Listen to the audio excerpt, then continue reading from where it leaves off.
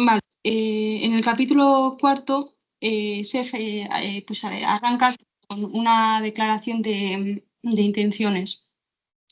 Como indica en la página 271, el propósito del siguiente apartado es presentar, sí, es presentar a modo de hipótesis indicativas cierto número de ideas relativas a conceptos fundamentales y leyes generales para el desarrollo de una teoría o ciencia de la personalidad. Y subrayo a modo de hipótesis indicativas porque, en mi opinión, es importante para la lectura de este capítulo de acusada imperfección teórica tener siempre presente el aviso previo que nos da el autor. Hay que entenderlo como un intento de plantear unas bases para la teoría de la personalidad y como intento que es, pues puede ser un intento fallido.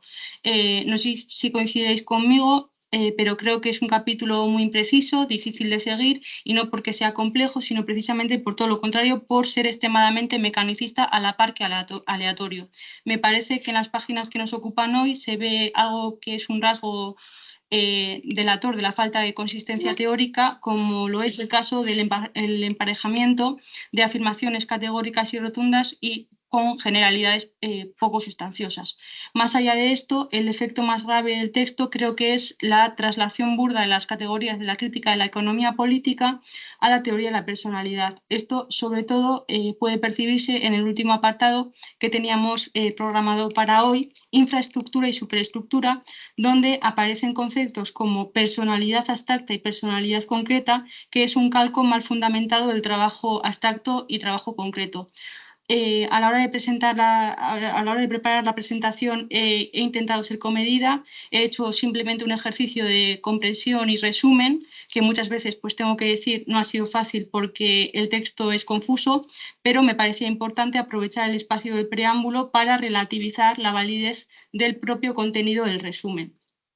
Entonces, dicho esto, pues pasamos a las observaciones previas, donde SEF se plantea el problema de cómo aportar a la psicología desde la posición del no especialista, en este caso el filósofo, y resuelve que la psicología de la personalidad es una ciencia entroncada con el materialismo histórico, una teoría nueva y por lo tanto aún no especializada. Y si la razón de ser de la ciencia es la observación y la experimentación objetiva, esto no supone únicamente que el método deba ser objetivo, sino que el contenido también. En contraposición a las teorizaciones de la psicología actual, dice Seth, que son teóricas y poco concretas, la teoría de la ciencia de la personalidad debe reparar en la vida real de los individuos, comenzando por el trabajo social. Dicho en corto, la biografía.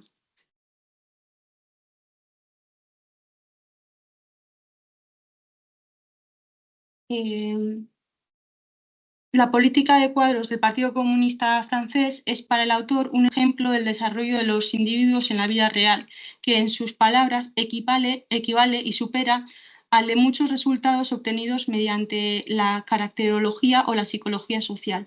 Y esto no significa que un practicismo militante deba reemplazar la investigación erudita, simplemente significa que la psicología en muchas ocasiones carece de contenido. Según dice el texto, si tan a menudo su discurso nos parece formal, es porque nos habla poco de los hombres reales. Considera un síntoma de esta cuestión la falta de estudio sobre la enorme diversidad de las prácticas pedagógicas en comparación con la proliferación bibliográfica de segunda y tercera categoría sobre el psicoanálisis. Es así que la psicología del individuo humano normal, tomado en el conjunto de su estructura y su desarrollo psíquico, difiere de la mayoría de las ciencias, ya que en ella el acceso al objeto de estudio, dice Seth, no es privilegio del especialista. A su vez, el autor plantea la cuestión de si acaso el origen de todos los males de esta ciencia no será precisamente la delimitación errónea de su objeto de estudio, condicionada por un sesgo ideológico de clase. La conclusión a la que desea llegar el autor en sus palabras es que el no especialista en psicología, o sea, el filósofo, no puede intervenir en el trabajo psicológico tal como este ha constituido hasta ahora su especialización. El radical reexamen de los fundamentos de la psicología de la personalidad no puede privarse de cuestionar los límites de esta especialización misma. En la página 277 sigue, continúa con el desarrollo de esta idea y dice, en otras palabras, un no especialista, en el sentido actual del término, como ha dicho anteriormente un filósofo marxista, en la medida en que una el conocimiento de la articulación del materialismo histórico con la teoría del individuo, no está a priori inhabilitado para alcanzar la materia a la cual quiere referirse cuando se ocupa de la personalidad humana. Y con esto terminaríamos las observaciones previas y pasamos al apartado de hipótesis, donde empieza definiendo un concepto básico para su teoría de la personalidad, el concepto de acto. Cada personalidad humana se nos presenta ante todo como una enorme acumulación de actos muy diversos en el tiempo. Tradicionalmente, nos dirá Seth, la psicología ha empleado otra serie de conceptos básicos tales como comportamiento, conducta, rol, y a continuación pasa a comparar el concepto de conducta y el de acto, concluyendo que cuando se habla desde el principio de conductas se retiene nada más que un segmento limitado del circuito total de los actos, ya que ese circuito total sobrepasa ampliamente las fronteras del individuo, de la individualidad orgánica y psíquica, a las que quedarían limitadas las conductas, puesto que este circuito está mediado por las relaciones sociales. En opinión del autor, son esas mediaciones rechazadas por la psicología de la conducta, que las considera indiferentes y no pertinentes, las que inducen en el individuo las estructuras necesarias de su actividad y por intermedio de estas su personalidad. Lo primordial en el concepto básico de acto para Seth es, por lo tanto, su carácter social.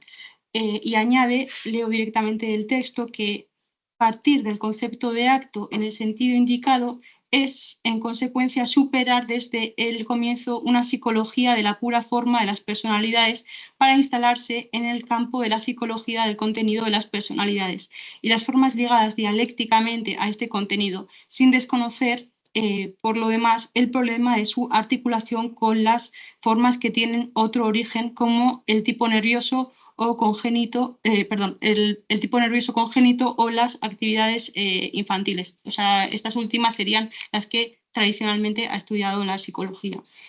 Y ahora en las siguientes páginas, en las siguientes 5 páginas, de las que aquí veis 3, pues Seth recoge planteamientos de Politzer, luego la crítica que Althusser hace a Politzer, luego Seth critica a Althusser y por lo tanto aparece la defensa de Politzer. De repente la crítica que Althusser hace a Politzer le cae a Gramsci, nadie sabe muy bien cómo.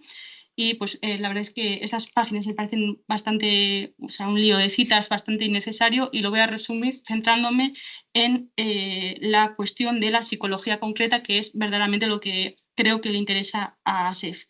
Entonces empezamos con una cita de la crítica que hace Althusser a Politzer. Y estoy en la 281 y Althusser dice así: Politzer es el Feuerbach de los tiempos modernos. Su crítica de los fundamentos de la psicología es la crítica de la psicología especulativa en nombre de una psicología concreta. Los errores geniales de Politzer se basan en gran parte en la función ideológica del concepto no criticado de concreto. No es casual que Politzer haya podido proclamar el advenimiento de una psicología concreta sin que jamás obra alguna haya seguido a esa proclamación.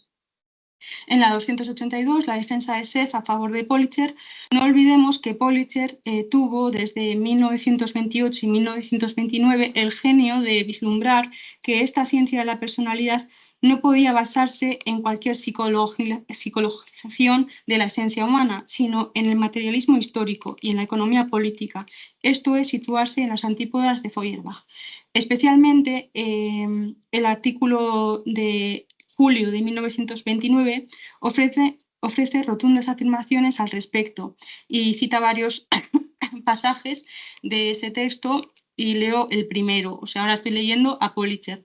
La psicología toda no es posible sino encastrada en la economía y por ello supone la totalidad de los conocimientos adquiridos por el materialismo dialéctico y debe apoyarse constantemente en estos. En consecuencia, es el materialismo lo que representa la verdadera base ideológica de la psicología positiva. En la 283 sigue con más citas del artículo de Politzer y continúa su defensa de la siguiente manera. Frente a textos tan nítidamente opuestos a todo aquello que caracteriza el humanismo filosófico, es imposible imputar a Politzer el culto especulativo a lo pseudoconcreto, a menos que se lea a través de anteojos deformantes. En rigor de verdad, esos anteojos son los del antihumanismo teórico, para el cual no puede haber un concepto de hombre que no sea ideológico, una ciencia del individuo concreto que no sea mistificadora. Y seguido, pues aplica la crítica de Althusser, que Althusser dirige a Politzer, pero a Gramsci. Pero no voy a entrar en eso porque no me parece, creo que no es interesante.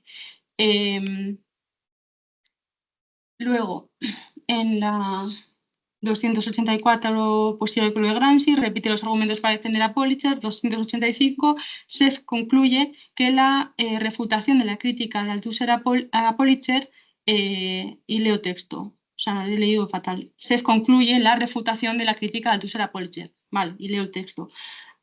A medida que Politzer toma conocimiento de los clásicos del marxismo y conciencia de las condiciones de una psicología concreta, comprende al mismo tiempo cómo se observa en el ya citado artículo de 1929 que antes de buscar una inalcanzable vía directa hacia la psicología concreta, es preciso adquirir una sólida formación en economía marxista.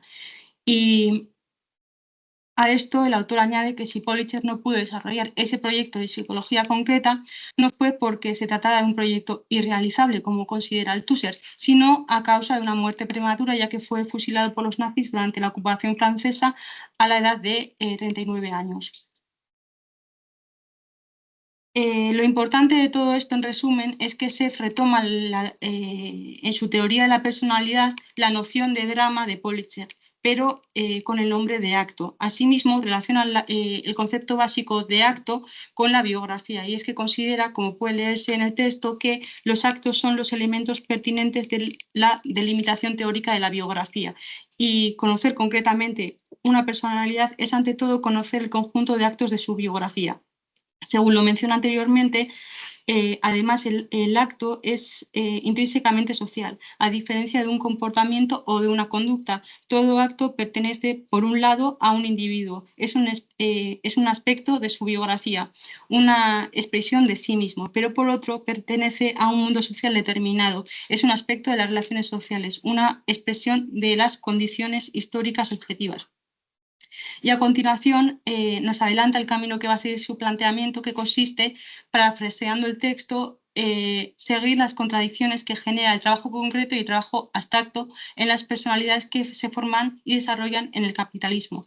Así distingue también dos tipos de actos: acto en cuanto a momento de una biografía y acto en cuanto momento de las relaciones sociales. Y yo creo que aquí se está confundiendo el dualismo del trabajo concreto y abstracto con una dualidad, porque para Seff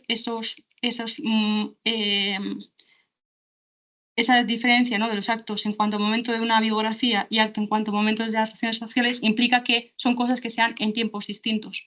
Entonces, bueno, yo creo que aquí hay un error de planteamiento, pero sigo. Introduce otro concepto básico en la 287 para su teoría de la personalidad, la capacidad.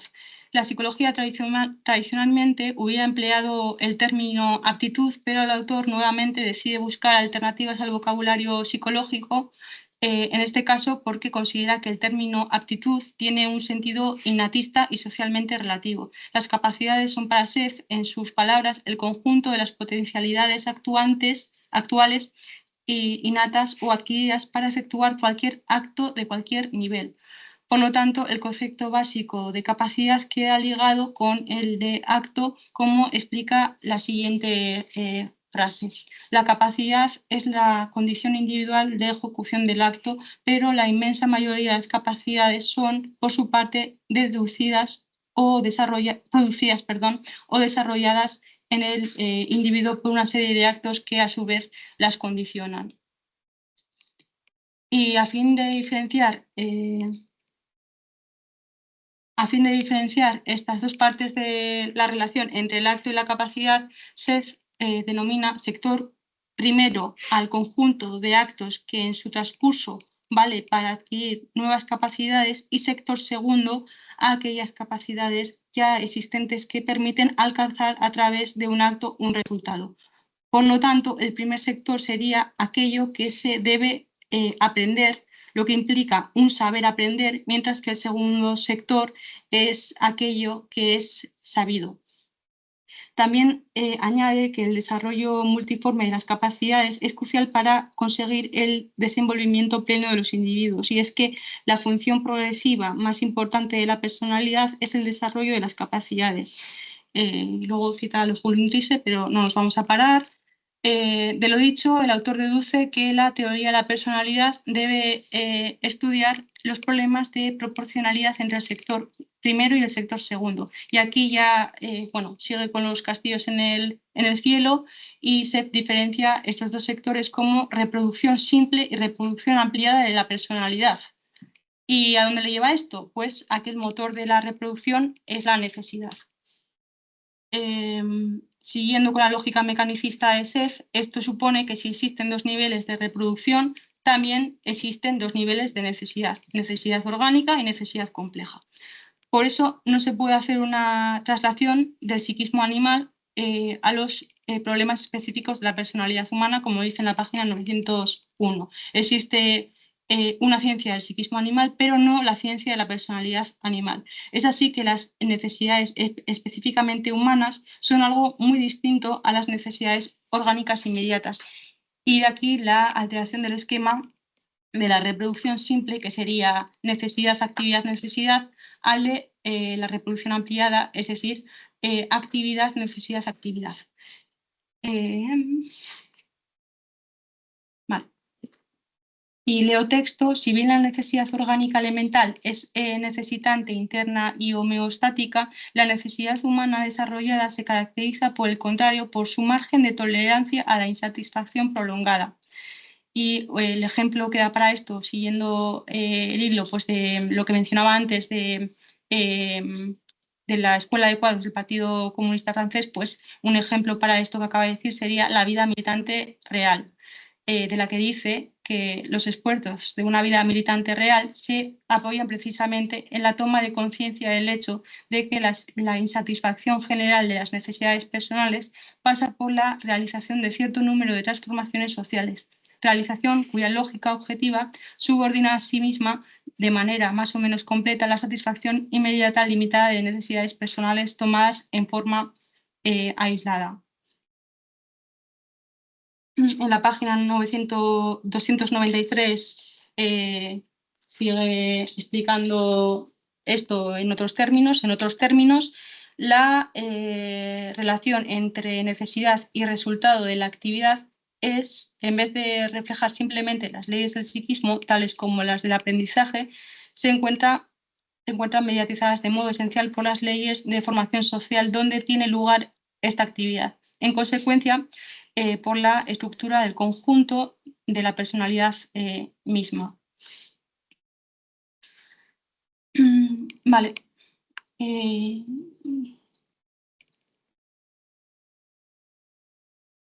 Vale, después de esto introduce el término de producto psicológico, cuya definición aparece al principio de la siguiente página, que es la que vemos ahora en pantalla, y pues esa definición para el producto psicológico es que el que pues esto es el resultado de cualquier naturaleza al que arriba un acto o un grupo de actos. Eso sería, para ser el producto psicológico.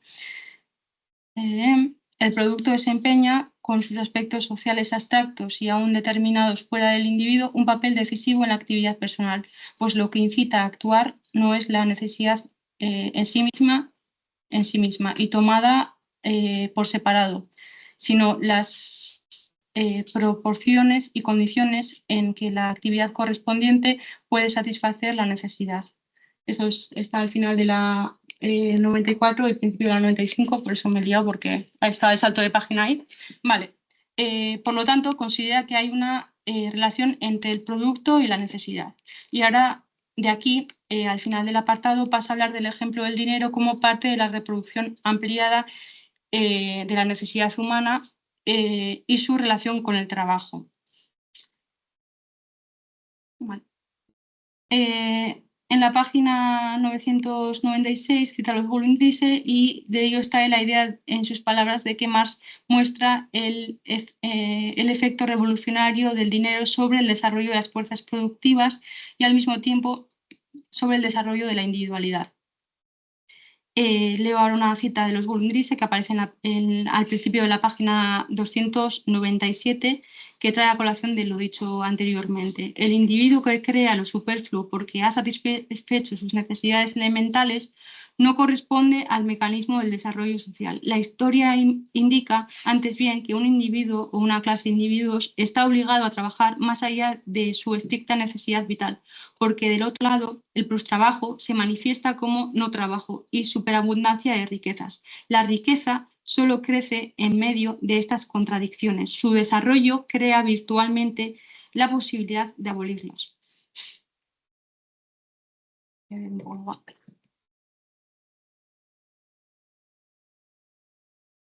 Vale.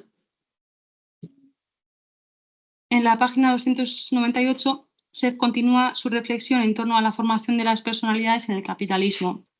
En un sistema de esta especie, la separación entre el trabajo y el goce es llevada a un punto extremo. No pudiendo ser una manifestación de sí mismo, el trabajo aparece esencialmente como medio para la mera reproducción de la fuerza de trabajo, identificada por lo común como la satisfacción de necesidades. Se establece así la ilusión de que las necesidades orgánicas más elementales son en general la base absoluta de toda actividad humana.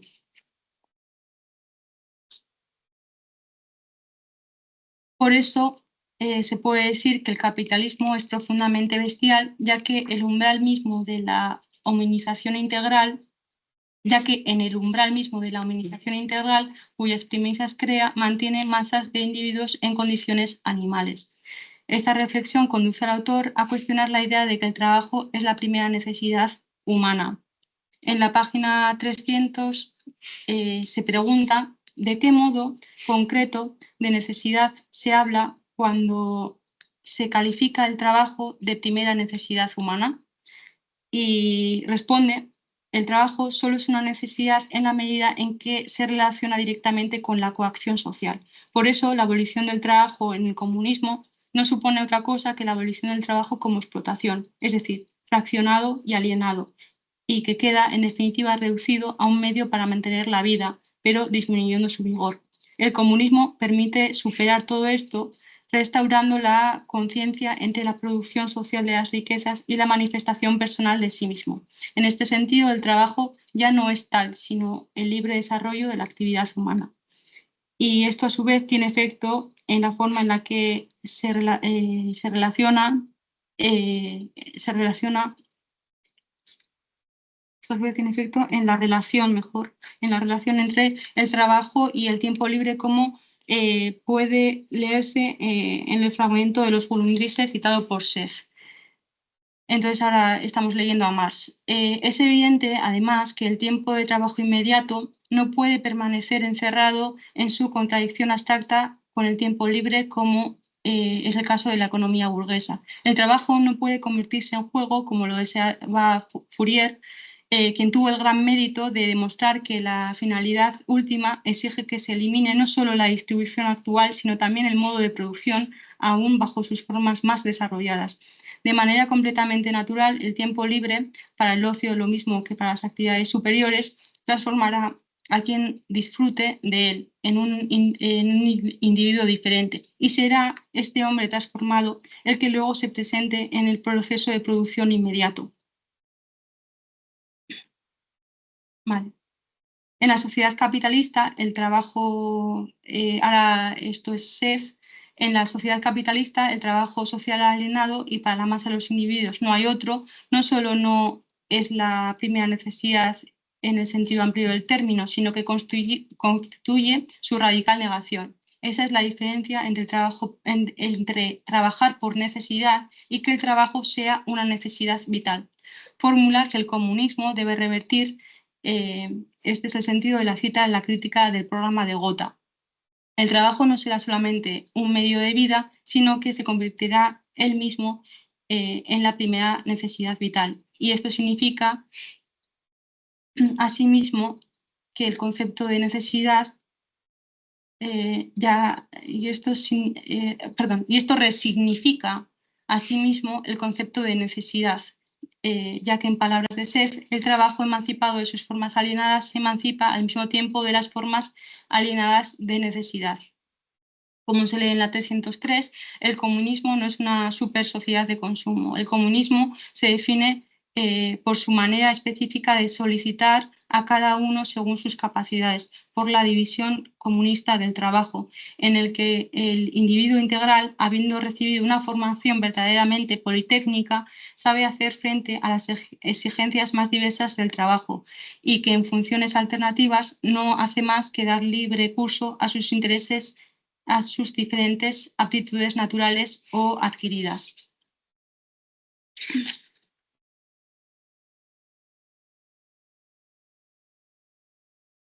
Entonces, como dice en la 304, las necesidades que satisface el comunismo son las del hombre del comunismo. Esto supone, a su vez, una resignificación del término de riqueza social, que bajo esta nueva lógica cobra el sentido de producción del hombre rico, vale decir, con necesidades ricamente desarrolladas. Vale. Y esto ya, con esto pasamos al último apartado, infraestructura y superestructura, el empleo del tiempo. Vale. Al principio de este apartado define el objeto de esta investigación sobre la personalidad, el sistema de los actos, es decir, el contenido de la biografía. Y en la página contigua afirma que concebir la infraestructura de la personalidad como una sucesión de actos implica concebirla como una estructura temporal. Por lo tanto, en esencia, el empleo del tiempo es la infraestructura de la personalidad. Esa es la hipótesis que plantea Sef. Para estudiar el empleo del tiempo, a su vez, es necesario hacer un desvío hacia una ciencia de la actividad humana en sus determinaciones objetivas fundamentales. Esto es la crítica de la economía política. En la 308 dice Sef, por lo tanto, para la teoría del empleo del tiempo, la cuestión clave consiste, en primer lugar, en determinar las actividades psicológicas que se deben considerar objetivamente infraestructurales. La hipótesis sería que estas son todas las actividades psicológicamente productivas, entendiendo por tales el conjunto de las que producen y reproducen la personalidad. Bueno, esto es un desbarre absoluto, pero seguimos. Por lo tanto, quedarían fuera de estas, quedarían fuera los simples funcionamientos biológicos. Y aquí enuncia nuevamente su hipótesis. La personalidad desarrollada es en esencia actividad. Las actividades básicas son todas aquellas que producen y reproducen la personalidad. La infraestructura se define mediante la producción psicológica y no a través de la necesidad. Y un poco más abajo introduce la cuestión del trabajo productivo. En la gran mayoría de los individuos, el conjunto de la actividad psicológicamente infraestructural se encuentra dominado por la oposición entre las actividades de trabajo productivo por un lado y por otro entre las actividades relacionadas directamente consigo mismo. Y ahora, siguiendo con esta lógica de trasladar de forma burda las determinaciones expuestas en el Capital a su personalísima teoría, en la siguiente página se explica a dónde quiere llegar con esto. Si el trabajo productivo está relacionado con el trabajo abstracto porque genera plusvalía, eso supone que la actividad personal puede ser asimismo abstracta. Y por su parte, la actividad concreta sería cualquier tipo de actividad personal que se relacione directamente con el individuo mismo. Es decir, pues lo que hemos dicho antes, ¿no? Una dualidad de la personalidad, aunque en realidad es un dualismo de la personalidad.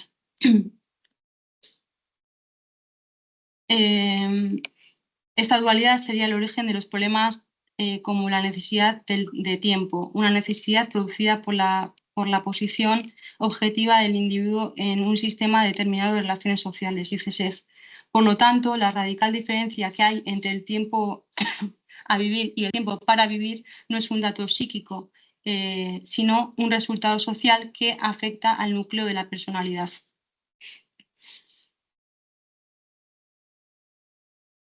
Vale, bueno, en las siguientes dos páginas continúa con la explicación de la dualidad de la personalidad. Hay un párrafo descriptivo entre ambas y bueno, pues sin más, no lo voy a leer, simplemente pues que si queréis más información sobre eso, pues ahí hace un resumen de lo que se supone que es la personalidad abstracta y la personalidad concreta. Uy, ¿qué ha pasado?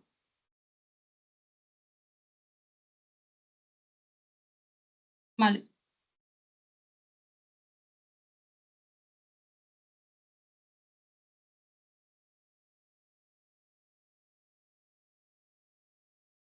Vale, en la 315 señala otro aspecto importante para esta cuestión, que es la disparidad de los tiempos de la personalidad concreta y la de la personalidad abstracta. En el primer caso, caracterizada por la relativa contingencia del tiempo libre, por oposición al segundo caso, la necesidad histórica de las relaciones sociales.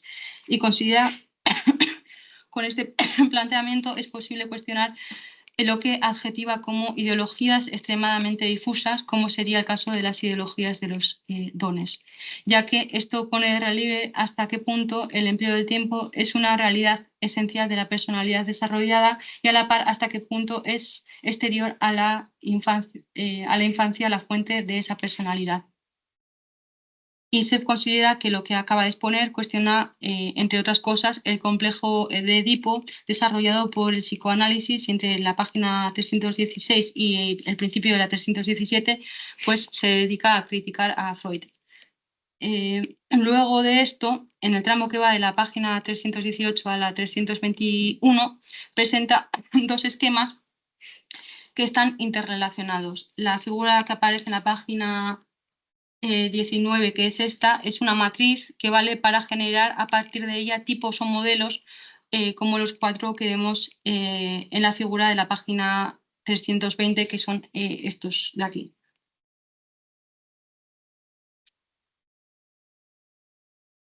Vale, y por último, a partir de la página 323 y ya hasta el final, la 326, trata la cuestión del problema de la conciencia en el capitalismo y lo relaciona asimismo con un término propio del psicoanálisis, el inconsciente. Resumidamente, como puede leerse en la página 325, la diferencia fundamental que ve Seff entre entre la inconsciencia histórica y el inconsciente freudiano es que el primero no remite a la infancia, sino que precisamente a aquello que caracteriza el desarrollo del individuo, es decir, las relaciones sociales del que es producto. Vale. Y con eso ya se ha acabado la presentación.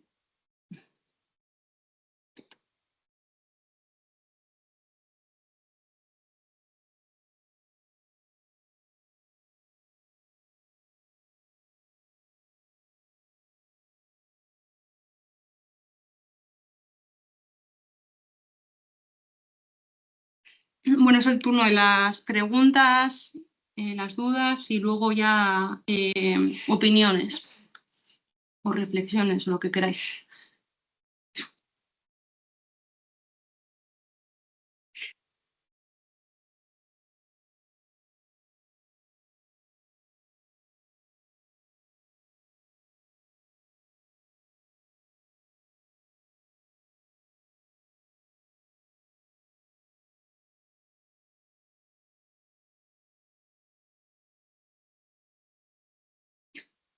Me parece que algo. No, yo voy a hacer una cosa para que no parezca que estamos haciendo boicot. Bueno, a mí me ha sorprendido una cosa, aunque lo rectifique, o rectifique parcialmente o lo refute, que se formula el principio la idea de que ningún observador externo puede hablar de... A mí me sorprende un poco, porque ya sé que luego dice que no está de acuerdo porque la psicología no ha creado su propia especialización y no ha creado su propia operacionalización de la ciencia. Bueno, eso último es discutible, pero me parece todavía más discutible a Sef se le ocurra decir, o se le ocurra, a ver, que parece que lo estoy desperdiendo, pero que puede pasar por un momento por la cabeza de Sef, decir que como observador externo no puede hablar de eso, cuando precisamente el marxismo, por ejemplo, Marx era un filósofo o quiso ser filósofo y se dio cuenta que tenía que hablar de economía para hablar de la disociación del humano, el ser humano alienado en una situación donde se hablaba de libertad y las diferencias económicas políticas y las diferencias entre el hombre político y el hombre, el humano, el ser humano político, el ser humano y el ser humano real eran cada vez mayores. Entonces, entrar en la economía es una especialidad que él ya pues, no depende. Y llega a la conclusión de que la filosofía, ni siquiera la filosofía es más de las ciencias como muchos pensaban, sino que era otra ciencia más. Claro, y una vez dicho esto, también me sorprende que se diga que en el primer sector está el saber aprender antes que aprender. Bueno, saber aprender es importante, y de las ciencias es importante, pero me parece que es un poco caer en un filosofismo. Pero volviendo a lo que antes, me parece un poco sorprendente que, aunque se lo repute, parece que le da cierta validez a esto de que uno, porque lo repute diciendo, bueno, pero la psicología no es que es su propia especialización, no, es que usted tiene derecho a hablar de psicología porque precisamente para un marxista las barreras estas entre idiomas, o entre idiomas, joder. Sí, entre disciplinas o conocimientos. Hay que, tender a disolverlas o por lo menos a relativizarlas y hacer conexiones entre estos. Entonces me parece pues, que es algo que me sorprende un poco o leer eso en boca de ser.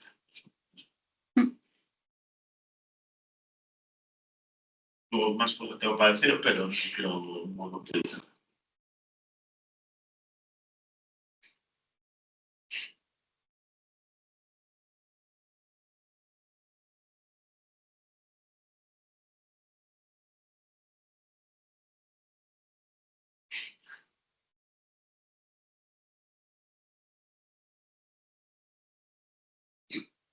En el chat, alguien que tenga alguna intervención o alguna duda, reflexión.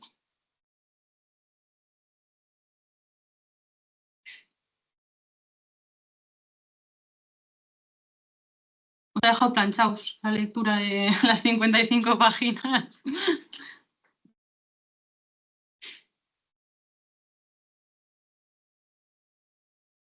A ver, Adrián. Bueno, no sé si sea. Bueno, no sé quién es. Ander será, ¿no? Sí, soy yo. ¿Me escucháis bien? No. Bajo. No. ¿Y puedes hablar un poco más alto? Espera.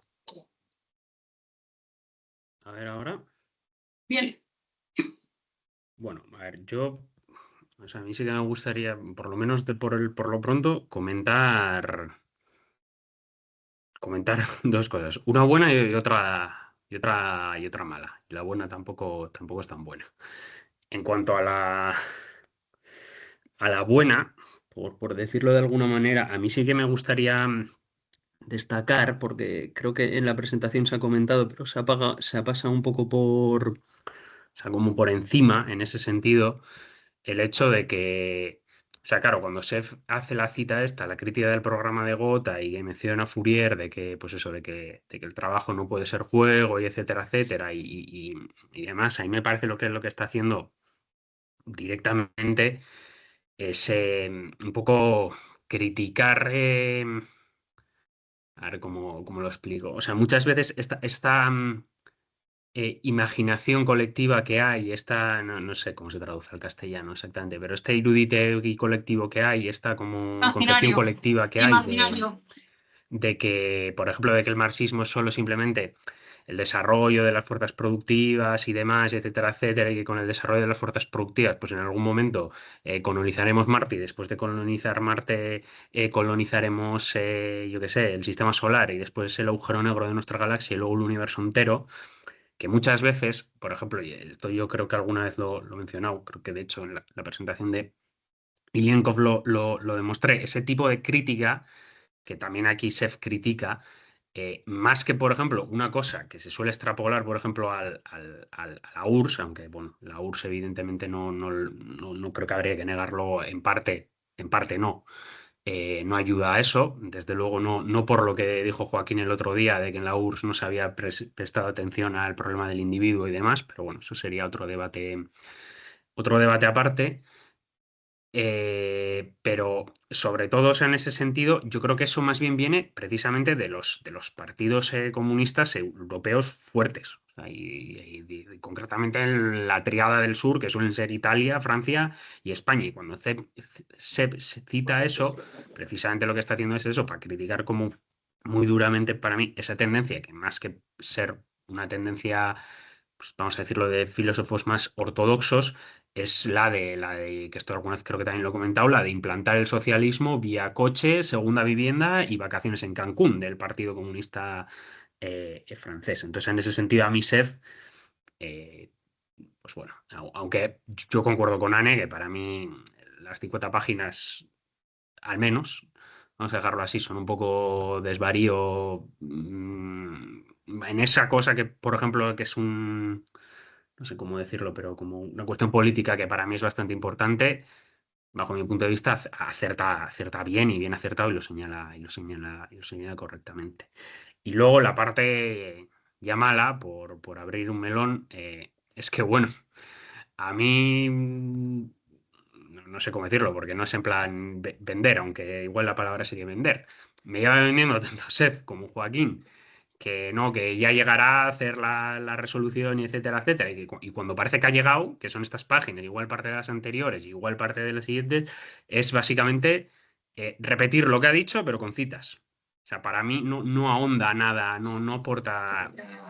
No te voy a decir que no aporta nada, porque objetivamente sería mentira y hay ciertas cosas que profundiza que son interesantes, pero desde luego para mí no proporciona ni en ese sentido ni, no sé cómo decirlo, ni unos fundamentos que para mí apunten en la dirección correcta. Pues sí, tienen como puntadas aquí y allá, pues que a veces son correctas, a veces bajo mi punto de vista pues son más eso, pues más mete más la pata o por lo menos no lo ataca, aunque no incorrectamente de la manera que podría ser mejor, pero vamos, o sea, desde luego para mí, si tengo que sacar una conclusión, al menos en este libro, porque en otros libros y en otras las entrevistas, por ejemplo, esto que le hacen, sí me parece que toca ciertas cosas de manera más interesante, no acierta muy bien. O sea, se le nota que es un SEP que está muy verde en ese sentido, que está muy, muy verde. Sin más, eso era.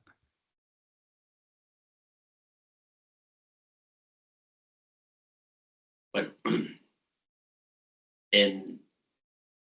me parece que Anne ha hecho un esfuerzo de síntesis espectacular. No es fácil leer estas páginas. Ni siquiera con una formación filosófica marxista consistente, porque continuamente lo está diciendo Sef, aquí lo que está planteando son hipótesis.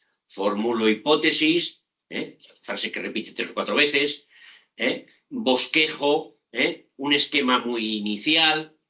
Es decir, lo que está diciendo Sef es que hace falta una teoría científica de la personalidad, y a eso he dedicado las 3 primeras partes del texto. Esa teoría científica de la personalidad es fundamental desde el punto de vista político, porque en su ausencia se ha traducido pues en algunas dificultades, entre otras cosas, para comprender bien cuáles son las tareas políticas en distintos contextos, no solamente en países que han hecho la revolución, sino también en los que no la han hecho, pero que él, ahí va él como filósofo, pues no está llamado a construir, simplemente a anunciar la necesidad de hacerlo, pero se atreve a lanzar un conjunto de hipótesis, que como conjunto, ciertamente, estoy de acuerdo con Anne, no están presentados de la forma más pedagógica posible, porque es verdad que de pronto mete el debate de Pulitzer y Althusser, que se lo podía haber saltado perfectamente, pero apunta, y eso es que me parece importante, esa es creo yo, la dirección correcta, salvo que Ander entienda que la dirección correcta es otra, que diga cuál es, a la idea fuerte en el texto que desarrollar una teoría científica de la personalidad exige superar la concepción aristotélica y dominante en todo el mundo de que la ciencia se basa en la generalización. Una teoría científica solo se puede basar en la generalización. Hacer una tipología de tipo Linneo o de tipo Lamarck, me da igual, pero hacer una catalogación de realidades, comparar las similitudes, las diferencias, y esto es del reino animal, esto es del reino vegetal, o medir, calcular. Dice, no, es que la teoría, la novedad de la teoría de la personalidad científica que hay que desarrollar es que exige una ciencia de lo particular, Dice, y es tan complicado desarrollar una ciencia de lo particular que si no tuviéramos el materialismo histórico, que es donde aparece la viabilidad de esa transformación o de esa concepción extraña al desarrollo científico hasta este momento, pues no llegaríamos a descubrir esto. Por eso dice el concepto y plantea entre sus hipótesis provisionales de cara a la construcción de una teoría, dice algunas cosas a mí me parecen importantes. Primero, que la necesidad no es una categoría central de esa teoría científica de la personalidad. Eso me parece muy importante, porque gran parte de las teorías psicológicas construidas se basan en la necesidad, la motivación. Le dicen, no, aquí lo fundamental es lo que la gente hace, los actos concretos, específicos de todos y cada uno de los individuos. No los comportamientos, las conductas, los roles, no, los actos. Y luego la autoconstrucción de capacidades. Es que el propio Ander ha hablado del desarrollo de las fuerzas productivas. Pero es que la fuerza productiva más importante es el hombre mismo. ¿Qué significa entonces desarrollo del hombre? ¿Qué sentido le damos desde el marxismo? Porque si decimos que el desarrollo de las fuerzas productivas es una dinámica histórica más o menos permanente, bueno, ¿qué significa desarrollo del hombre? Se dice desarrollo de la personalidad hasta el momento en que la personalidad deje de estar determinada biológicamente, que es la determinación fundamental en el niño, o socialmente, que es la determinación fundamental en el adulto, en la personalidad desarrollada. Por tanto, la idea de acto. Segundo concepto, la categoría, ¿cuál era? También lo dijo, capacidades. Habla de 3, dice, porque la necesidad no es un concepto básico, pero la relación producto-necesidad, que está en la base de la motivación que lleva a la gente a actuar, sí que lo es también. Otra idea novedosa.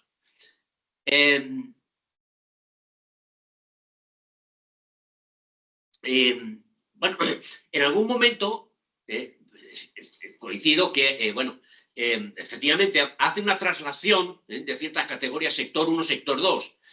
Sector 1, el acto donde se producen las capacidades nuevas, el sector de producción de medios de producción, y el sector 2, el acto donde se utilizan los medios de producción existentes para producir bienes de consumo. Es decir, acto donde se utilizan capacidades existentes para producir resultados. Que es una traslación de los esquemas de reproducción de Marx, del tomo 2, que por cierto vamos a ver a partir de enero. Bien, pero eso no quiere decir que sea mecanicista o determinista. Donde sí veo un cierto problema es en otra cuestión que también ha comentado Anne, y es que no es lo mismo, ahí sí que veo un problema, no es lo mismo la dualidad, el desdoblamiento de la actividad, que él plantea que la actividad, los actos, se desdoblan en actos abstractos, determinados socialmente, actos concretos y actos intermedios, los hemos pasado por alto. Pero de pronto empieza, eso lo explica en la página 310, que me parece correcto, pero de pronto, 313, empieza a hablar del desdoblamiento o dualidad de la personalidad. Y habla de personalidad concreta y personalidad abstracta. Eso sí que es, ese desdoblamiento, pues es, una cosa es que en la construcción de la personalidad, algunos actos, hay un mayor dominio del individuo sobre los actos que realiza y otros están más determinados por fuera, genética, biológica o socialmente, y son, por ejemplo, parte del trabajo tiene esa dimensión abstracta, bueno, pero eso no significa que la personalidad, porque es esquizofrénica, es dual. Creo que se le va un poco, efectivamente, digamos, el planteamiento de hipótesis se le va un poco la olla un poco, podríamos decir. Pero en otros no. La concepción de sector 1, sector 2, lo que está hablando en última instancia es de que una personalidad desarrollada es una personalidad que se autoalimenta, que autoevoluciona. Hasta ahora las personalidades están limitadas por la determinación social y en particular en la sociedad capitalista, donde el desarrollo de las fuerzas productivas permite la aparición de la identidad individual, que es algo del individuo, que es algo que en otras épocas sociales no existía. Los individuos no se concebían a sí mismos como individuos capaces de autodeterminación. Eso, la sociedad capitalista, al mismo tiempo que permite eso, limita fuertemente el desarrollo de las capacidades innatas o de la generación de nuevas capacidades en los seres humanos. Bueno, en ese sentido me parece que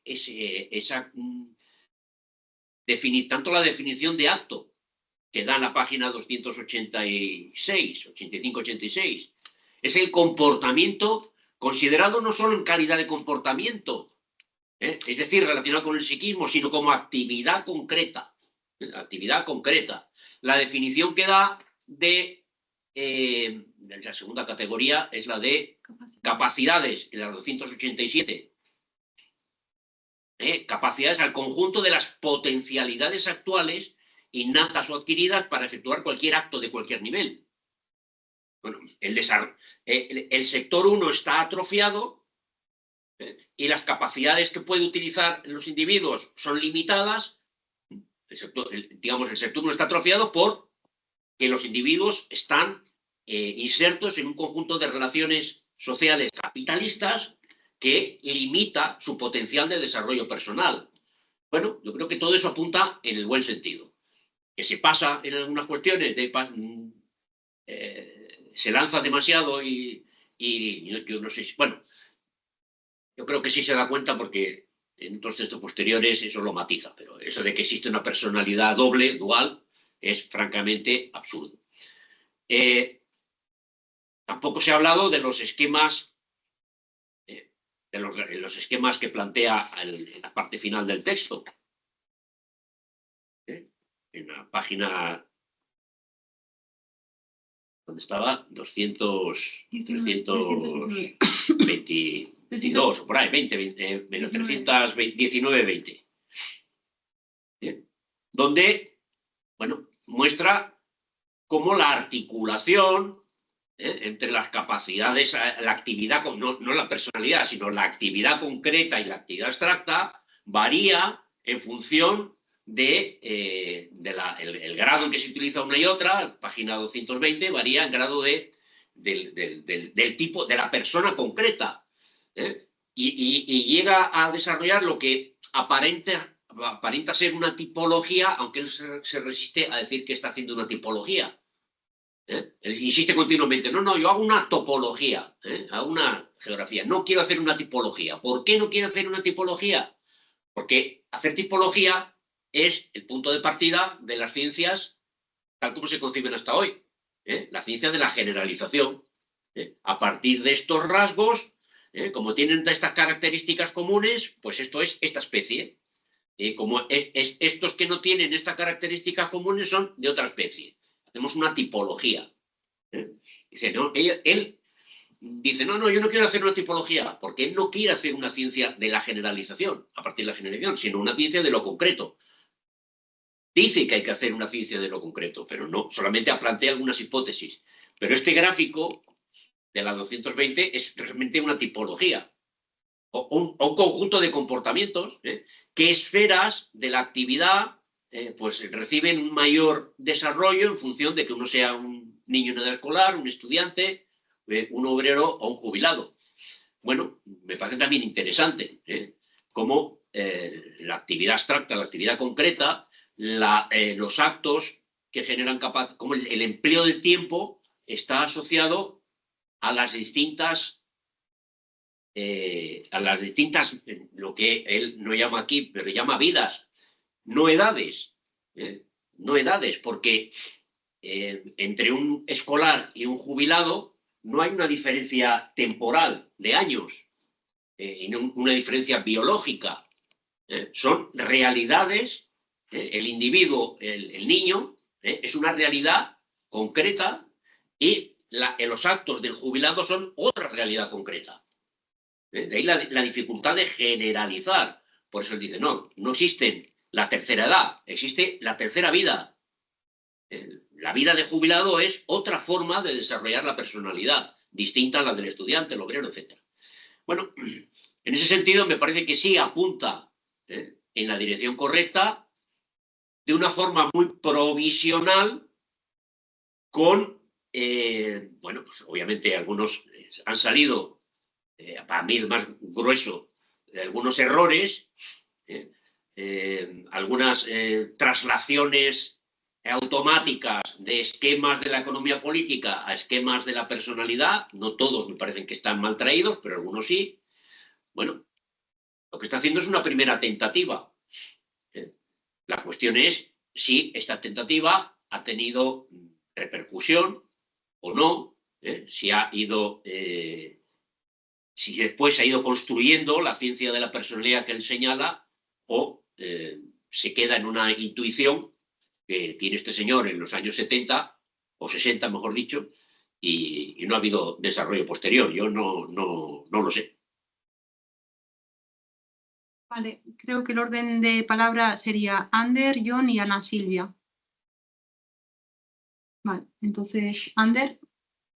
O sea, a ver, yo por comentar simplemente muy brevemente, o sea, quiero decirte, si el gran aporte de en 400 páginas de SEP es decir que los análisis científicos no tienen que ser generales, sino tienen que ser concretos, pues espero que, no sé, que el próximo libro que leamos de Lucien SEP de otras 400 páginas nos diga que, no sé, que la reproducción y producción de los hombres, que es lo que repite 85.000 veces aquí, citando 58.000 veces también a la sexta tesis, es lo que determina el ser social y no sus conciencias. Entonces, hombre, si una cosa tan básica como para el marxismo, como es, digamos, el método que, aunque en este caso no valdría, o sea, sería curioso decirlo así, pero que es la generalización del método, que es la concreción y precisamente ese ascenso de lo abstracto a lo concreto y esa serie de cosas, pues hombre, me parece que son unos apuntes, vamos a decirlo, ciertamente pobres, o sea, en cuanto a manera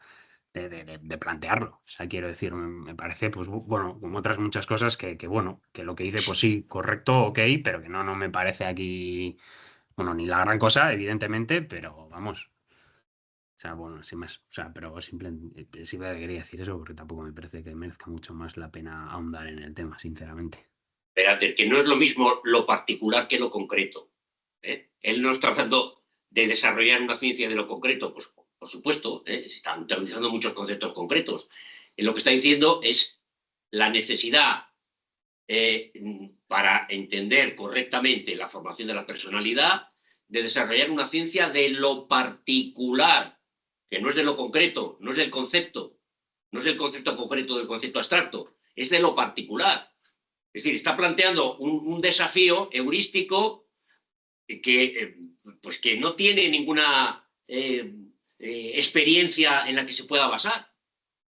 Porque, insisto, el desarrollo científico se basa en la generalización, si quieres decirlo tú así, en el paso del concepto abstracto al concepto concreto, de la concreción progresiva, pero la concreción es el resultado de una generalización y una especificación de esa generalización. Y él habla de lo particular, de los actos de todos y cada uno de los individuos, no del acto en general, los actos concretos. Por tanto, irreductibles unos a otros, no generalizables. Bueno, por tanto, no, y ahí no sé si lo tiene claro, no identificables como las mercancías, que a través de su condición de valor son homogeneizables. Él dice, no, aquí todos los actos son heterogéneos. Claro, ¿cómo haces una ciencia de la heterogeneidad? Pues es complicadísimo. Igual está planteando un desafío que es absurdo, no lo sé. Pero él dice, si no hay un desarrollo de una ciencia de lo particular, donde no cabe la generalización, pues entonces la teoría de la personalidad no se construye de forma científica. Hombre, yo creo que la hipótesis, el planteamiento es de calado.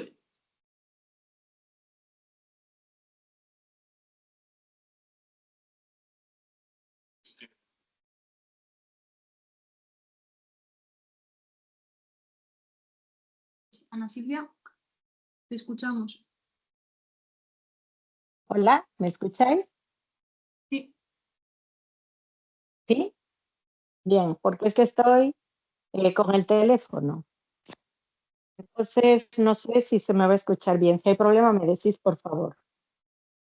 Bueno, yo creo que Lucien, que se ve que se ha leído al marxismo y que parece que lo ha entendido, yo creo que hace un esfuerzo por plantear una teoría de la personalidad. Desde mi punto de vista, muy personal, no podría decir que yo soy una materialista dialéctica, pero sí he leído y estudiado un poquito.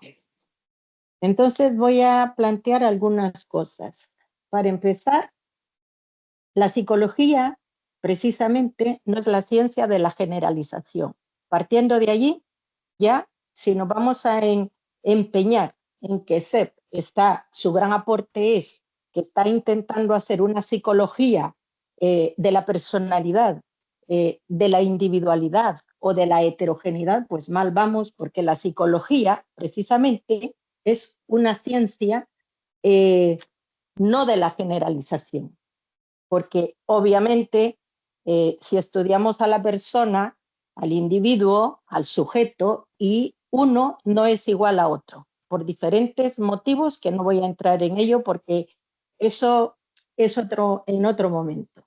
Entonces, la psicología es la ciencia, no es la ciencia de la generalización. Por consiguiente, la personalidad tampoco. Eso no es ni un aporte de Lucien, ni mucho menos. Lo han dicho muchísimos desde el inicio de convertirse la psicología o considerarse a la psicología como una ciencia.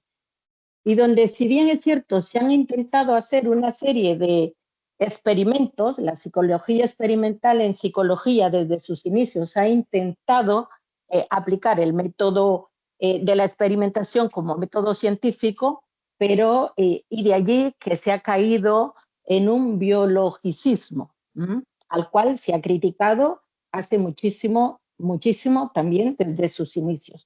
Pero también el hacer un análisis solo de la realidad social y creer que eso es lo determinante, entonces estaríamos cayendo en un sociologismo. Y precisamente el materialismo, la dialéctica es fundamental en psicología para poder entender al hombre, el ser humano, a la persona en una sociedad determinada. Vivimos en el capitalismo y por eso es que la psicología burguesa es la que más se ha desarrollado. Para mí, Seth, uno de los problemas que veo es que se fundamenta y se enrolla en todo el libro en el psicoanálisis. El psicoanálisis, por cierto, que dentro de la psicología burguesa no es precisamente lo que más se ha desarrollado, pero él se empeña. Incluso en su planteamiento esquemático, que hace en los esquemas en la 320, cae para mí en un estructuralismo casi, porque al final, Joaquín lo ha dicho, dice, no, yo no estoy planteando tipologías, pero sí lo hace como el estructuralismo y todo su planteamiento estructural, desde mi punto de vista, también es en base a las infraestructuras, que él habla que las hace muy similares al psicoanálisis, con el cual, por supuesto, yo estoy totalmente en contra. Voy a hacer un punteo. Las necesidades no son lo fundamental en la personalidad, ¿no? Así es que tampoco podríamos decir, porque dentro de la psicología las necesidades, eso no es lo que fundamenta el desarrollo de la personalidad. Todo lo contrario, es la relación del sujeto con el medio social, con las relaciones sociales.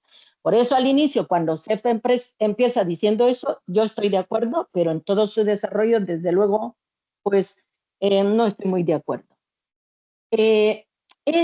Otra dificultad que yo le veo es que no hace una revisión de los que han trabajado el tema. Si él no sabe y si él plantea que no hay trabajo sobre el desarrollo de la personalidad, por lo menos, tío, podrías haber revisado la psicología materialista que han desarrollado los de la URSS, que desarrollaron en su momento y que todavía hoy en la actualidad siguen trabajando, para haber hecho un trabajo, yo diría, no mecanicista, porque también creo que hace un traslado y un análisis bastante mecanicista y dualista de la personalidad. Entonces, para mí tiene una deficiencia en la revisión. Ha revisado los que a él le interesaban, desde mi punto de vista, quizás soy muy atrevida, revisando lo que a él le interesa de acuerdo a sus postulados. Y ahí es donde yo veo el problema. Bueno, ya he dicho que se empeña mucho en hacer un análisis sobre el psicoanálisis, que no es, digamos, fundamental, y no se fundamenta en la psicología materialista, que sí existe y por lo menos podría haber hecho una revisión mínima de lo que hay. Incluso me parece curioso que en todas sus lecturas de refilón menciona a Vygotsky, no sé cuál es el objetivo, porque al final todo el planteamiento yo no le veo ninguno con los planteamientos de Vygotsky. También menciona a Luria, tampoco le veo ninguna relación. Y por último, en estos mismos últimos capítulos habla de Makarenko. Y resulta que no sé para qué menciona a Makarenko, porque Makarenko tiene es cierto que no era psicólogo, era un pedagogo, pero desde la psicología nosotros hemos revisado a Makarenko porque es interesante, por ejemplo, el proyecto que él tuvo con jóvenes delincuentes y que a partir de allí desarrolla una educación que se fundamenta en la colectividad y en el trabajo. Y de allí Makarenko plantea una serie de objetivos, como de valores, y el final de ese proyecto, que es muy interesante conocerlo, lleva a que todos esos chavales que participaron en ese experimento con Makarenko, que eran además jóvenes delincuentes, todos terminaron siendo profesionales, ingenieros, médicos, etcétera, etcétera. Entonces, me parece curioso que menciona, pero no toma ni retoma nada de lo que podría haber incluido en relación a Makarenko, a Luria, a Vygotsky y a otros, que por lo menos yo sí considero que allí tiene encuentro una deficiencia. En cuanto a la definición de actos, para mí, la definición de actos que él hace, bueno, es un intento de hacer un análisis y de dar un aporte al desarrollo de la personalidad. Sin embargo, a mí me parece que tampoco estoy de acuerdo. O sea, no me ha convencido por lo menos. Y en cuanto a que nos habla de la conciencia, precisamente la conciencia, que es la parte superior del psiquismo o del hombre y de la mujer, o como quiera, de la persona, precisamente, luego se echa un montón de bla, bla, bla, bla, bla, en que a través de desarrollar la conciencia podremos desarrollar una sociedad justa, igualitaria, donde cada quien tenga de acuerdo a sus necesidades, etcétera, etcétera. No voy a repetir lo que ya han dicho. En síntesis, yo reconozco que él ha leído a Marx, intenta dar un aporte sobre el desarrollo de la personalidad, plantea unas hipótesis, pero a mí me parece, desde mi punto de vista, no logra desarrollar la metodología dialéctica para explicar el desarrollo de la personalidad. Y me parece que las hipótesis tampoco no logra plantear el materialismo histórico como engarza con esas hipótesis y con esa teoría. Yo esperaba más, sinceramente, de ser. Entonces, en conclusión, yo estoy de acuerdo con lo que ha dicho Anne, que es, bueno, que es un traslado mecanicista que hace. Me parece que Anne también dijo, con lo que también estoy de acuerdo, cuando dice, habla, en lugar de hablar de aptitudes, que si comparamos la definición que él da la definición que él hace de acto, por ejemplo, también, que ya otros psicólogos hablan de la actividad, de lo concreto, de la praxis, etcétera, etcétera. Sin embargo, bueno, pues la verdad es que igual hay algún psicólogo o algún grupo de psicólogos materialistas que quieran desarrollar las teorías de Seth. A mí me parecen limitadas y, pues bueno, yo me esperaba más. No, es un libro que yo no había leído y bueno, pues el planteamiento me parece bastante pobre y pues creo que no tengo más que decir. Podría decir más, pero igual voy a decir cosas que igual no es importante decirlas. Gracias. Vale, pues estaba John. A ver, a mí hay una cosa que me llama la atención, que es como lo viste contar un poco lo de Pulitzer. Bueno, yo ya os he dicho que para mí no es muy complicado, y no ya lo he dejado antes veces, y antes también he dicho que tampoco me ha dado tiempo de leerlo del todo, pero me da la sensación que con esos Pulitzer, claro, es que en la página anterior habla de que, bueno, la página anterior habla de la introducción, creo que es la página 294, que habla que la mejor técnica de la personalidad, o de escrutar la personalidad de Cuazos la tiene el Partido Comunista Francés. Bueno, me parece que sale de esa lógica. Pulitzer fue uno de los intelectuales militantes del Partido Comunista Francés, sobre todo en las ciencias, se lo conoce por el mando. Y bueno, ha sido también, yo creo que injustamente criticado por la supuesta vulgaridad de sus manuales que recordemos que no son manuales propiamente hechos, sino que son apuntes de cursos para un público no especializado. Pero yo creo que es un poco exagerado. O sea, pensan que el Pulitzer, que el Tusser también sea del PC, pero el Tusser siempre estaba como, bueno, en la periferia, se le tenía como un punto sospechoso. Yo creo que eso viene motivado también por su decisión de defender al partido, defender al honor del partido, que en este caso representa a Pulitzer. Bueno, yo creo que tampoco, igual estoy hablando de más, no conozco la mente de Seth, es que no, igual estoy atribuyendo cosas injustamente, pero yo creo que viene de ahí, pero yo creo que es un poco exagerado, porque, bien, si Pulitzer, es cierto, ha sido víctima de ataques injustos, yo creo que en un término especializado, cuando usted está hablando de Sheldon, de Linton, de Vygotsky, de Ramsey, del otro, yo creo que ahí no es necesario esa defensa tan cerrada en nombre de no sé, se puede criticar a Pulitzer, se será de respeto. Yo no es que vaya a defender al Tusser, pero me parece que hay que explicar en cierto subjetivismo.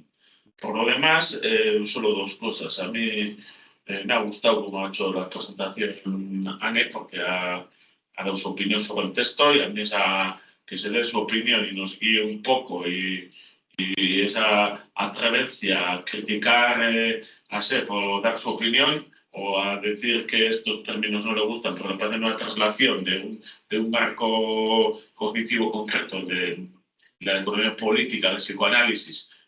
Me parece bien que se haga.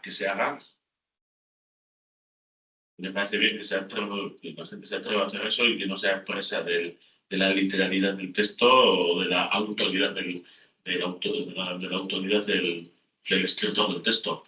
Pero yo no estoy muy de acuerdo en el contenido. A mí eso me ha parecido bastante más fácil de entender que lo que vosotras habéis dicho. A mí, o sea, quitando, bueno, hay cosas en las que no estoy de acuerdo, pero en otras, pues sí me parece, no sé, igual he tenido cierta, yo, como os he dicho, no he podido leer un texto entero, igual unos párrafos los he leído demasiado rápido, no sé. Me gusta que tú des tu opinión. Posiblemente tener que resumir 55 páginas haya hecho parte de... haya generado el caldo de cultivo para la crítica. No. No, yo la verdad es que creo... bueno, no sé. Claro, es que igual así de forma general, bueno, decir yo creo que se equivoca y decir yo creo que, bueno, que puede acertar, pues habría que ver concretamente en que luego cuando Joaquín ha comentado, pues bueno, por ejemplo, el tema de los actos, tal... pues parece que luego también de alguna forma Ana Silvia la ha refutado y también me parecía como que tenía cierto sentido, no sé, yo creo que yo lo único que estaba señalando es en cuanto a la adecuación a eso de lo que es calco encima, porque es calco del capital, pero luego a la hora de deducir del trabajo abstracto y el trabajo concreto la personalidad abstracta y la personalidad concreta, si se entiende eso de esa forma, se está adulterando el contenido de lo que es el trabajo concreto y el trabajo simple de Marx, que sí que creo que ahí sí que hay que leerle más a Marx y no estar todo el rato pensando en torno a Marx y entender mejor lo que dice. Y creo que este tipo de, pues de prácticas de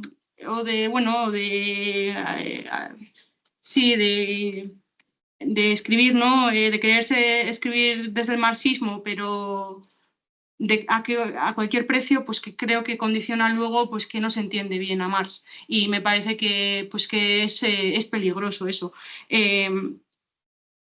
Porque es más importante entender bien a Marx que uno haga una teoría que queda muy bien en un libro muy gordo, quiero decir. Ahí hace falta, no sé. Entonces, yo sobre todo, donde más problemas he visto es en esto de lo que tiene que ver con lo que más recoge del marxismo, que supuestamente es marxista, ¿no? Pues que creo que ahí pues la falta de rigor es grave. También es verdad que es un intento y como un intento pues que exista la posibilidad de que no sea de equivocarse y de tal, entonces tampoco me parece mal, no digo que no haya que no hacerlo, pero no sé, sí que creo que hay que estar atentas a eso, sin más. Y bueno, yo no soy nadie tampoco para decir que se equivoca, pero bueno, yo leyéndolo es lo que pienso, ¿no?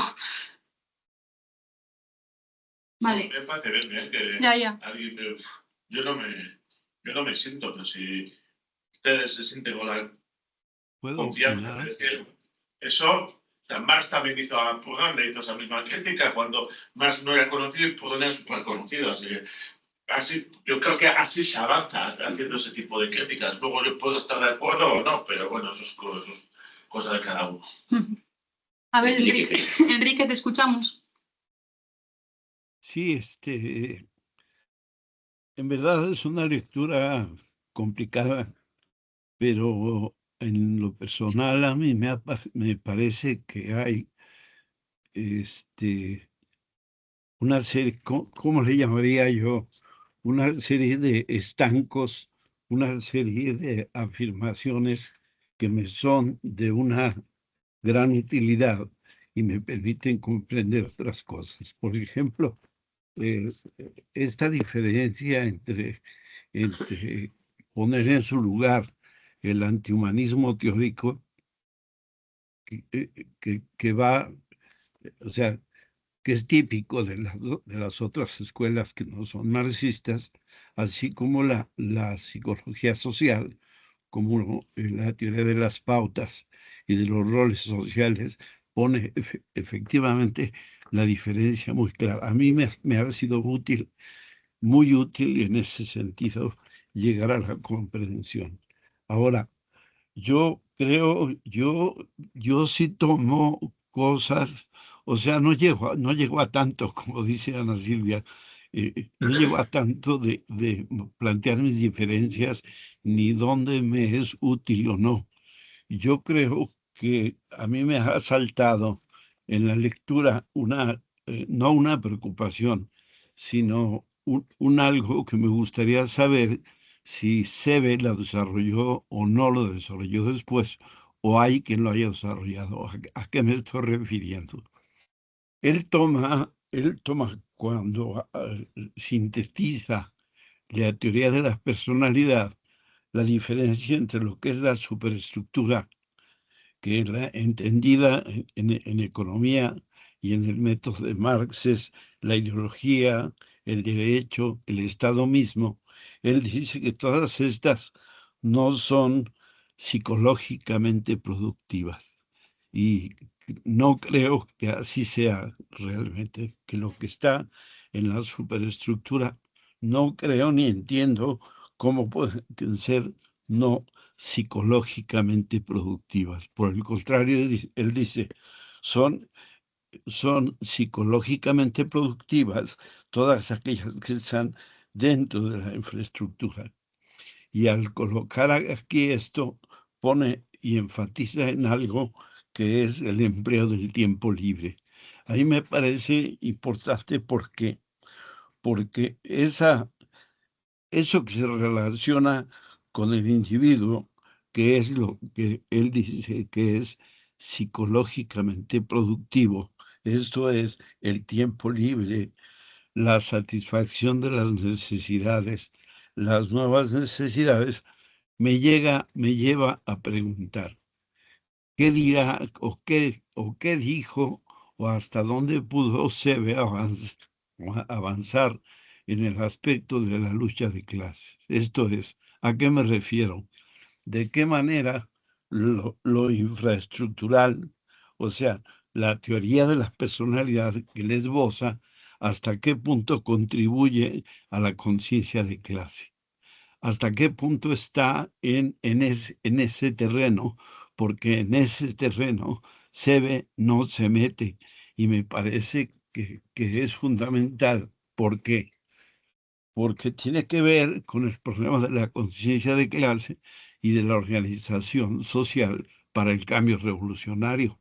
Y eso me parece que Sebe lo deja a medias, aunque lo inicia y lo pone cuando pretende generalizar con lo que él llama topología, nos puede quizá permitir por dónde pasan en el terreno de la infraestructura los aspectos, repito, de la lucha de clases. ¿Por qué? Porque tiene que ver con la conciencia de clase y con el actuar, con el proceso político revolucionario de la organización.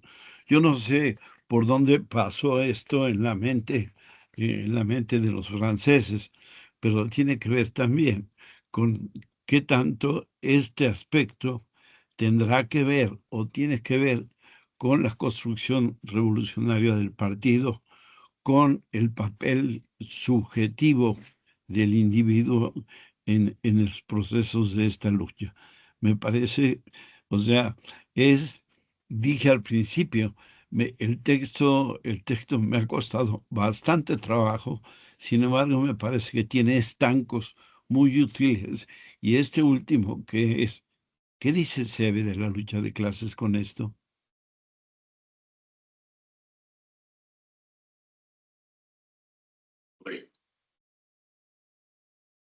Yo creo que el canto que hace al compromiso militante como una de las formas más avanzadas de progreso psicológico dentro de las condiciones limitadas y limitantes del capitalismo es evidente, ¿no? Estoy buscándolo, pero no me acuerdo en qué página estaba. ¿Cuándo? ¿El tiempo libre? No, los militantes, la militancia. El compromiso militante. Varios sitios. Está lo de, o sea, dices en cuanto a vida militante real. Sí. 292.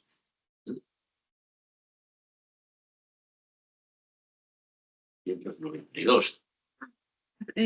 final de una vida militante real se apoya precisamente en la toma de conciencia del hecho. Efectivamente, en la página 292-293 está diciendo que los esfuerzos de una vida militante real se apoyan precisamente en la toma de conciencia de las propias limitaciones en el desarrollo de la propia personalidad que genera el capitalismo. Luego, claro que tiene hay una preocupación política directamente articulada al conjunto del discurso de Lucian Sepp. Dice, la mejor forma o la forma más viable de salirse de los límites en el desarrollo de la propia personalidad que se plantean en la sociedad capitalista es tener una vida militante. Lo dice aquí y lo dice anteriormente también en otras páginas. Pero eso anteriormente también lo dice cuando sí. Habla de que... Del Partido Comunista. Sí, pero no solo del Partido Comunista, sí. Cuando en muchas sesiones anteriores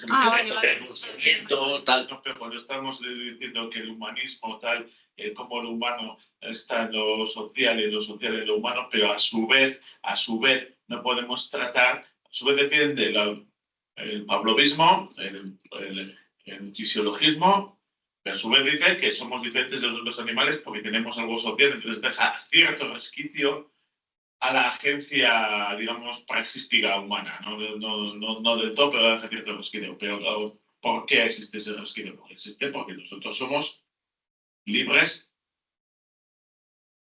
para cambiar eso que nos produce como humanos concretos históricos de este tiempo, que es el sistema capitalista y la alienación. Nosotros somos libres de cambiarlo. Entonces yo creo que esto ya lo dice, aunque con otros términos, en capítulos que ya hemos tratado, creo. Hay un comentario de Adrián en el chat que dice: el problema general del capítulo, y no he leído las últimas 20 páginas, consiste en que no se pueden ir encadenando permanentemente reflexiones sobre la base de un hilo conductor poco definido. Metodológicamente, la inserción sistemática de citas es insufrible. Todo esto dificulta mucho seguir el hilo. Yo estoy de acuerdo, sí.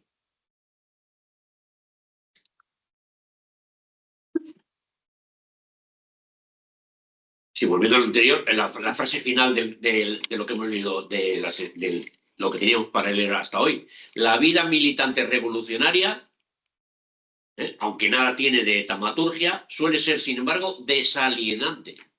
Esa es la conclusión final de recepción sobre la sobre el empleo del tiempo. Sí, el inconsciente Sí, lo entendido que de, hace es que de esta forma. En una sociedad capitalista, el que quiera emplear su tiempo de una forma más productiva desde el punto de vista de la construcción de la personalidad, pues que milite, que sea un militante.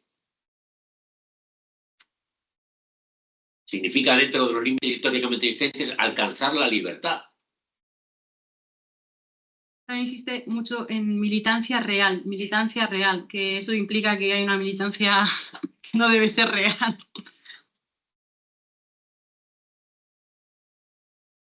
Bien, bien, dice Enrique. Bueno, y varios puntos suspensivos.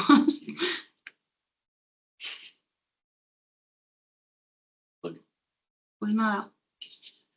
Quedan 3 sesiones más o 4 más. Sí. 2 del texto y luego el epílogo. El epílogo de la tercera edición, donde se ve todos los comentarios y críticas que le hicieron a Seb en los años 60, 70 y 80. Está muy bien para ver eso, la recepción que tuvo el texto. Y cómo él va sorteando las críticas también de una forma bastante interesante. ¿Quién presenta la semana que viene? No hay nadie que no haya presentado todavía. ¿Tú no te apuntas a presentar? No, yo no tengo capacidad. Bueno, pues entonces que presente a Ana Silvia la biografía. A ver, Enrique. O, bueno, No son muchas páginas. son 29 páginas. Bueno, ok, Venga, ok, pero presentaré desde casa porque no puedo ir. Vale. hecho. Muy bien.